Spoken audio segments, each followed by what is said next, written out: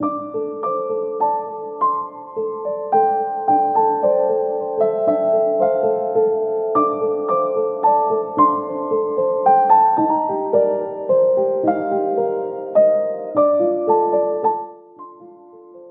Dedeköy'de bulunan Bilal Dede Türbesi ve onunla ilgili anlatılan efsaneler bölgenin kültürel ve tarihi dokusu içinde önemli bir yere sahiptir.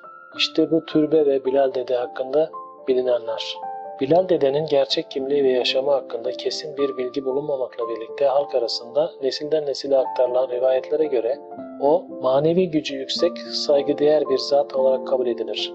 Genellikle Anadolu'nun İslamlaşma sürecinde önemli rol oynamış, evliya veya alim olarak anılan kişilerden biri olduğuna inanılır.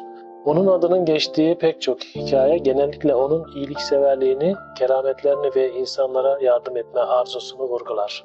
Bilal Dede'nin evliyalığı halk arasında anlatılan ve onun olağanüstü güçlerini sergileyen kerametlerle pekişmiştir. Bu hikayeler onun manevi mirasının temel taşlarını oluşturur ve halk arasında yaşayan farklı anlatıcılar tarafından zenginleştirilen dinamik bir sözlü geleneğin parçasıdır. Anlatılan en meşhur kerametlerinden biri bir mısır tarlasında gerçekleşir. Bir gün koyunlarını otlatırken uyuyakalan Bilal Dede'nin sürüsü yakındaki bir mısır tarlasına girerek mahsule zarar verir.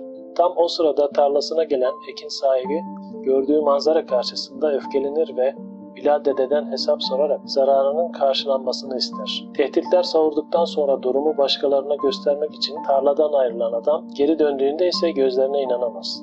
Tarla eskisinden daha çok verimli, mısırlar ise eskisinden daha gür ve bol bir haldedir. Bu mucizevi olay karşısında yaptığı hatayı anlayan tarla sahibi, Bilal Dede'nin sıradan bir çoban değil, Allah'ın sevgili bir kulu, bir evliya olduğunu anlar ve pişmanlık duyar. Bilal Dede'nin bilinen özelliklerinden biri İslam inancında tayyi zaman ve tayyi mekan olarak bilinen, yani zaman ve mekanın ötesine geçerek anında istediği yerde olabilme yeteneğidir. Bu yeteneğini gösteren en etkileyici rivayetlerden biri, ağası hac vazifesi için Kabe'deyken yaşanır.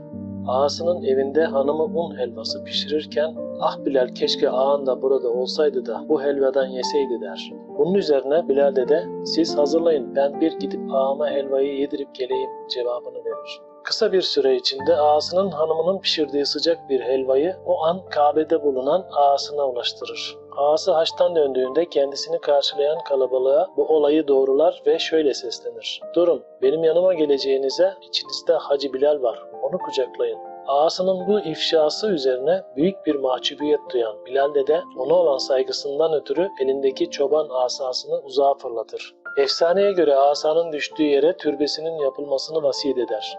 Efsanenin bir başka versiyonunda ise ağasının ondan bir dilekte bulunmasını istemesi üzerine Bilal Dede'nin türbesinin o yere yapılmasını vasiyet ettiği anlatılır. İşte bu olaylar türbenin bugünkü yerinin neden kutsal kabul edildiğini açıklar. Türbenin içinde muhafaza edilen asanın da bu olaydan geldiğine inanılır ve hem türbenin hem de asanın kutsallığının temelini bu anlatılar oluşturur.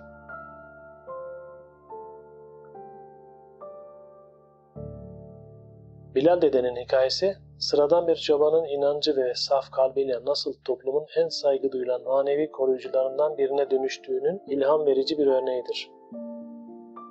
Onunla ilgili anlatılan efsaneler, dilden dile dolaşan kerametler ve türbesi etrafında yüzlerce yıldır devam eden ritüeller sadece bir inancı değil, aynı zamanda Koçarlı'nın kültürel kimliğini ve toplumsal hafızasını da canlı tutmaktadır.